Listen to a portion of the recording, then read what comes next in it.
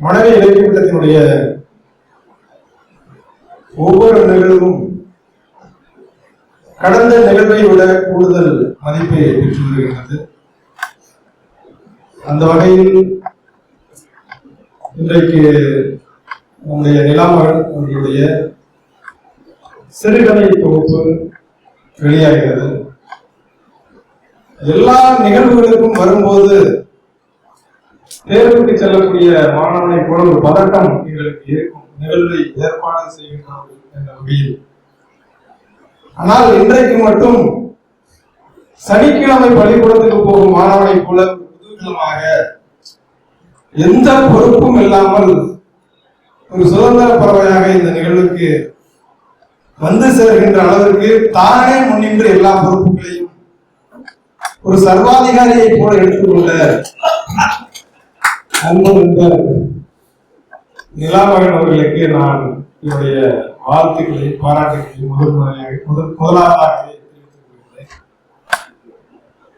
ஏனென்றால் இந்த நிகழ்வை திட்டமிட்டு ஒவ்வொரு செயலும் இப்படித்தான், ஒவ்வொரு நொடிப்பொழுதும் இப்படித்தான் நகர வேண்டும் என்று ஒரு ராணுவ கட்டமைப்போடு திட்டமிட்டிருக்கிறார். அந்த வகையில் இந்த நிகழ்விலிருந்து நமக்கும் சில பாடங்கள் கிடைக்கின்றது. இன்றைக்கு நம்முடைய சிறப்பு விருந்தினராக வந்திருக்கக்கூடிய அருமை நண்பர் அண்டனூர் சுரா அவர்களை ஏற்கனவே பல முறை அழைப்பதற்காக திட்டமிட்டிருந்தோம். நம்முடைய வரவேற்புரையில் நம்முடைய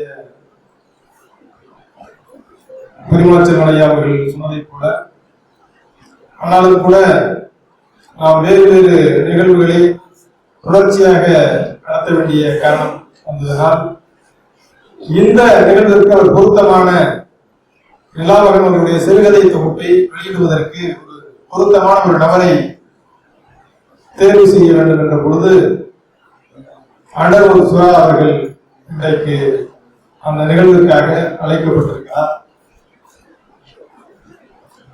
ஒரு ஆசிரியராக இருந்தபோது பல நூல்களுக்கு ஆசிரியர் என்று இங்கே சுட்டிக்காண்பிக்கப்பட்டது. உண்மையிலேயே ஒரு படைப்பாளி ஒரே விதமான படைப்பின் வழியாக சமகாலத்தினுடைய அரசியல் நுட்பங்களை சொல்லிவிட முடியாது, அதற்கு வேறு வேறு வடிவங்கள் தேவைப்படுகிறது என்பதை நான் சமீப காலமாகத்தான் உணர்கிறேன். ஏனென்றால் ஒரு கட்டுரை வாயிலாக எளிதாக ஒரு செய்தியை கடத்திவிட்டால் போதுமானது.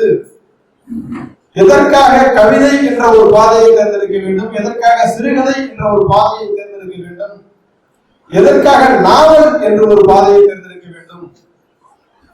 நாம் சொல்ல வேண்டிய செய்தியை நேரடியாக சொல்லிவிட்டால் இந்த சமூகத்துக்கு போய் சேர்ந்து விட போகிறது. அப்படித்தான் நான் நீண்ட காலமாக கருதி கொண்டிருந்தேன்.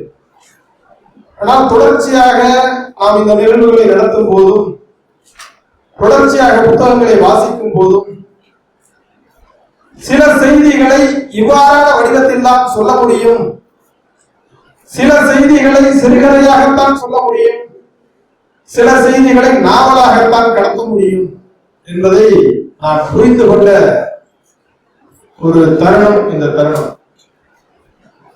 ஒரு சிறுகதை எவ்வாறு இருக்க வேண்டும் என்றெல்லாம் நம்முடைய அண்டனூர் அவர்கள் பல்வேறு தளங்களுக்கு சென்று பயிற்சி வகுப்புகளை எடுக்கக்கூடிய ஒரு நபராகவும் இருந்து வருகிறார். ஒரு கட்டுரை எழுதும் போதுதான் இந்த செய்தியை இதுல கட்டுரையில சொல்ல முடியாது, சொன்னா அதுக்கு ஒரு ஆத்தன்டிகேஷன் தேவைப்படுது, சொன்னா அதனுடைய விளைவு சமூகத்துல எப்படி இருக்கும், அதனுடைய இம்பாக்ட் என்னவா இருக்கும், இதை நம்மளால சமாளிக்க முடியுமா, இப்படி எல்லாம் யோசிச்சுதான் இப்ப சமகாலத்துல ஒரு கட்டுரை எழுத முடியுது. ஆனால் புனைவு என்ற பெயரில் ஒரு செய்தியை சிறுகதையின் வாயிலாகவோ நாவல் வாயிலாகவோ ஒரு சமகால சிக்கலை அடுத்த தலைமுறைக்கு கடத்துவதற்கான ஒரு நல்ல பாதையாக இந்த சிறுகதை நாவலும் அமைந்திருக்கிறது. அப்படியான ஒரு பாதையை நம்முடைய நிலாமகன் அவர்கள் தேர்வு செய்து இன்றைக்கு சிறுகதை என்ற ஒரு தொகுப்பை, சிலுக்கு தேவதை என்ற ஒரு தொகுப்பை இன்றைக்கு சிறுகதை வடிவில் கொண்டு வந்திருக்கிறார்கள். அவருக்கு நிறைய அனுபவங்கள் இருக்கிறது.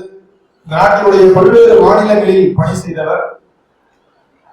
பல்வேறு மக்களுடைய மொழி, கலாச்சாரம், உணர்வுகளை பிரதிபலிக்கக்கூடிய தன்மை வாய்ந்தவர். கூடுதலாக அவருக்கு அவ்வாறான அனுபவங்கள் பணி வாய்ப்பின் வழியாக வாய்க்கப்பட்டிருக்கிறது. அவர் சிறந்த படைப்புகளை தருவார் என்று நாங்கள் உறுதியாக நம்புகிறோம். இந்த படைப்பும் தமிழ்நாட்டில் ஒரு பேசப்படுகின்ற படைப்பாக இருக்கும். அருமை நண்பர் நல்லூர் லிங்கம் அவர்கள் தன்னுடைய நாற்கர பதிப்பகத்தின் வாயிலாக இந்த சிறுக்கு தேவதை சிறுகதை தொகுப்பில் கொண்டு வந்திருக்கிறார்கள். அவருக்கு மனைவி இலக்கிய வட்டத்தின் சார்பாக மனமார்ந்த வாழ்த்துக்களை பாராட்டுகிறேன். இப்படியான நிகழ்வுகளை தொடர்ந்து நடத்துவதன் வாயிலாக நாம் அடுத்த கட்ட பரிமாணத்திற்கு நம்முடைய நண்பர்களை, நம்முடைய படைப்பாளிகளை அழைத்து செல்கின்றோம். அந்த வாய்ப்பிற்காகவும் மனதில் இலக்கிய வட்டம் பெருமை கொள்கிறது. அனைவரையும் மனதில் இலக்கிய வட்டத்தின் சார்பாக மீண்டும் ஒரு முறை வரவேற்று அமைகின்றேன். நன்றி.